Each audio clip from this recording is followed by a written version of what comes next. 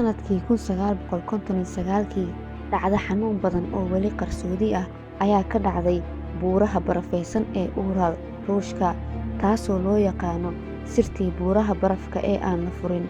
Sheekadan ayaa noqotay mid ka mid ah sheekooyinka ugu weyn ee weli aan la furin, taas oo sababtay in la soo bandhigo ay dadku ku murmaan ilaa iyo maanta.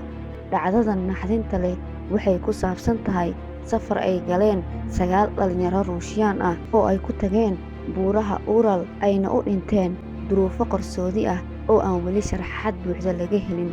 Inkasta oo baaritaanno badan la sameeyay, taasoo ka dhigaysa mid cajiib ah oo murugo leh. Dhacdadan oo loo yaqaano "sirtii buuraha barafka ee aan la furin" waxay noqotay mid cajiib ah oo ka mid ah sheekooyinka taariikhda ugu la yaabka badan. Dhimashada kooxdan waxay abuurtay su'aalo aan la helin jawaabahooda, taasoo keentay in sheekadan lagu tilmaamo mid qarsoodi ah oo ay weli dadka adduunka aad u xiiseynayaan. Kooxdan safarka galaysay waxay ahaayeen 9 dhalinyaro oo waayo-arag ah oo uu hogaaminayay Igor, oo ahaa arday jaamacadeed oo aad u firfircoon, kana yimid Jaamacadda Tiknoolajiyadda ee Ural, da'diisuna ahayd 23 jir. Dhammaan xubnaha kooxda waxay ahaayeen dhalinyaro oo ay da'doodu u dhaxaysay 20 ilaa 30 sano. Kooxdu waxay ka koobnaayeen 8 arday oo kale iyo 1 macallin, waxayna dhammaantood ahaayeen dad waayo-arag u ah safarrada barafka iyo buuraha. Ujeeddadoodu waxay ahayd in ay sahmiyaan buurta Kholat, oo ah buur caan ku ah qabowga daran iyo xaaladaha adag ee safarrada, waxayna ku takhasuseen safarrada buuraha iyo qabowga. Qof kasta oo ka mid ah wuxuu lahaa khibrad ku filan oo uu kaga badbaadi karo xaaladda adag ee deegaankan barafaysan. Dhalinyaradu waxay ku socotay buuraha Kholat oo luqadda maxalliga ah ee dadka Mansi loogu yaqaano "buurta geerida." Waxay ahayd safar aan caadi ahayn. Safarrada buuraha ay kooxdu qorsheynaysay in ay dhammaystiraan maalmo gudahood, iyadoo la filayay inay dib u soo noqdaan 12 Febraayo. Balse markii waqtigii soo noqoshada la gaaray oo aysan weli soo laaban, qoysaskoodii iyo saaxiibadoodii waxay bilaabeen in ay walwalaan. Kooxdu waxay safarkeedii ku bilowday si kaamil ah, iyadoo ay wataan qalabkoodii iyo dhar ku filan oo ay kaga hortagi karaan qabowga daran ee buuraha. Waxay qaateen cunto ku filan, qalab ku habboon oo ay ku samayn karaan safarka dheer, iyo dhar adag oo ay kula qabsan karaan qabowga barafka. Waxay ahaayeen dad diyaar u ah in ay la tacaalaan xaaladaha adag ee buuraha Ural. Si kastaba ha ahaatee, ma aysan ogeyn in safarkoodii uu isu beddeli doono sheeko murugo leh oo weli qarsoodi ah. Waxa ay teendhooyin ka dhisteen buuraha Kholat, balse maalmo gudahood ayaa xiriirkoodii go'ay, waxaana la waayay xogtoodii. Markii dadka ugu wardambeysay waxay ahayd 31 Janaayo, iyagoo ku sugnaa buuraha Ural ee Ruushka. Inkastoo ay hab fiican ku bilaabeen safarkooda, haddana nasiib darro, xiriirkii lala lahaa wuu go'ay, waxaana maalmo kadib koox ka tirsan ciidamada baarista iyo badbaadada loo diray si ay u baaraan halka ay ku dambeeyeen. Ciidamadan badbaadada oo isku dayay in ay gaaraan goobtii ugu dambeysay ee la ogaa in kooxdaas ku sugnaayeen, ayaa waxaa la waayay raadkoodii. Bilowga raadinta waxay bilaabeen in ay galaan goobta buurta si ay u soo helaan xogta dhalinyarada, balse bishii Febraayo ma jirin xiriir dambe oo kooxdan laga helay, waxayna maqnaadeen dhowr maalmood. Qoysaskoodii iyo saaxiibadoodii ayaa si degdeg ah uga walwalay, taasoo keentay in kooxo badbaado loo soo diray si ay u baaraan goobtii ugu dambeysay ee lagu ogaa. Kooxda badbaadada ayaa markii ay gaareen aagga Kholat waxay heleen teendhooyinkii ay kooxda safarka ah samaysteen oo dhammaantood furfuran. Waxaa la yaab lahaa in teendhooyinkii loo furfuray sidii qof inuu si degdeg ah uga soo baxay oo kale, isaga oo aan ka fikirin inuu xirto ama uu qaato waxyaabaha muhiimka ah sida dharka qabowga looga badbaado.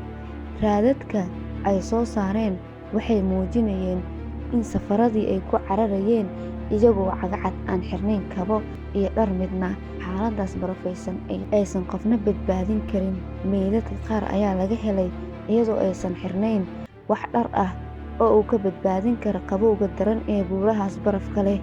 Waxaa jiray 5 qof oo meydadkoodii laga helay dhowr mitir meel u jirta teendhooyinkii ay ku jireen, halka 3 kalena laga helay meel ka fog oo ku hoos jira baraf xooggan. Qaarkood waxay lahaayeen dhaawacyo caadi ah sida lafaha oo jajaban, balse kuwa qaar waxaa ka muuqday dhaawacyo aan caadi ahayn oo gudaha ah sida kuwa murqaha jajabay iyo nabaro gudaha oo aan muuqan. Baaritaanada qaar ayaa muujiyay in qaar ka mid ah meydadka laga helay raadad xirib lagu jebiyay, halka kuwo kale laga helay burbur gudaha ah iyadoo aysan jirin wax calaamad ah oo muujinaya in wax adag ay dushooda ku soo dhaceen. Waxaa sidoo kale la yaab leh meydadka laga helay raadad shucaac sare oo aan la garanaynin meesha uu ka yimid. Waxaas oo dhan waxay ku biireen qormada qarsoodiga ah ee dhacdadan.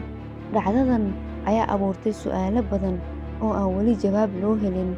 Maxaa sababay in dhalinyaradan ay si degdeg ah uga soo carareen teendhooyinkooda iyagoo aan xitaa qaadan dharkooda qabowga ah iyo barafka ay kaga badbaadi lahaayeen? Maxaa keenay dhaawacyada daran ee qaarkood ay qabaan iyadoo aysan jirin wax raad ah oo muujinaya in cadow ay la kulmeen ama ay wax soo weerareen? Wax badan oo baaritaanno ah ayaa la sameeyay, balse natiijo la hubo lama helin. Baarayaashu waxay isweydiiyeen su'aalo badan oo ay ka mid ahaayeen: ma waxaa soo weeraray nooleyaal aan la garanaynin sida aliens? Ma waxaa ku dhacay dhacdo dabiici ah sida duufaan ama baraf xooggan oo dhulka hoos uga soo baxay? Mise waxaa jiray qaraxyo militari oo aan la ogeyn meesha uu ka dhacay? Mid ka mid ah mala-awaalada ugu badan ayaa sheegaya in kooxdu ay la kulmeen duufaano baraf leh oo si lama filaan ah ugu dul dhacay. Tani waxay sharxi kartaa sababta ay uga soo baxeen teendhooyinkoodii iyagoo aan ka fikirin xitaa in ay xirtaan dharkoodii ama ay soo qaataan qalabkooda. Inkastoo mala-awaalkan uu sharxi karo in kooxdu ay u carareen cabsi darteed, haddana baarayaashu waxay soo sheegeen in aysan jirin raadad muujinaya in duufaan baraf ay meesha ku dhacday. Qaar ka mid ah waxay rumaysan yihiin in kooxdu ay la kulmeen dhacdo dabiici ah oo si lama filaan ah u dhacday, sida qarax barafka hoostiisii ku soo dumay oo sababay in dadka safarka ahay ay si degdeg ah uga cararaan. Qaar kalena waxay aaminsan yihiin in jiraan awoodo xagga cirka ka yimid oo safarkan weeraray. Sababo kale oo lala xiriiriyay dhacdadan ayaa ah in kooxdani ay la kulmeen nooleyaal shisheeye. Tani waxay xoojisay mala-awaalka ah in raadadka shucaaca sare laga helay jirkooda ay ka yimaadeen awood cajiib ah oo dibadda ka timid. Dad badan oo xiiseynaya shisheeyahan loo yaqaano aliens ayaa soo jeediyay in kooxda dhalinyarada ay la kulmeen xoogag shisheeye oo weerar ku qaaday, taasoo ku qasabtay inay ka carareen teendhooyinkoodii weliba si degdeg ah. Dad kale ayaa soo jeediyay in kooxda lagu bartilmaameedsaday tijaabo militari oo qarsoodi ah oo uu Ruushku ka waday goobahaas waaweyn ee keynta iyo buuraha. Mid ka mid ah mala-awaalada kale ee la isku dayay in lagu sharxo dhacdadan waa in kooxdu ay ku lug lahaayeen tijaabooyin militari oo sir ah oo laga sameeyay buuraha Ural. Waxaa jiray warar sheegaya in Ruushku uu xilligaas ka waday tijaabooyin qarsoon oo la xiriira hubka shucaaca, taasoo keentay in kooxdu ku dhacaan shucaac sababay dhimashadoodu. Taasi waxay sharxi kartaa raadadka shucaaca sare ee meydadka qaar laga helay. Inkastoo su'aalo badan ay soo baxeen, ilaa maanta wax caddayn oo rasmi ah oo furaya sirta dhacdadan lama helin, taasoo ka dhigaysa mid ay weli tahay taariikhdeeda in la ogaado. Dhacdadan waxay noqotay sheeko murugo leh oo cabsi badan, taasoo keentay in su'aalo badan laga sameeyo sababaha dhabta ah ee keenay dhimashadan naxdinta leh ee dhalinyaradan. Iyadoo su'aalaha muhiimka ah ee dhacdadan ay weli furan yihiin, haddana waxa ay weli noqotay sheeko xiiso leh oo soo jiidatay dadka xiiseynaya taariikhda iyo sheekooyinka sirta ah.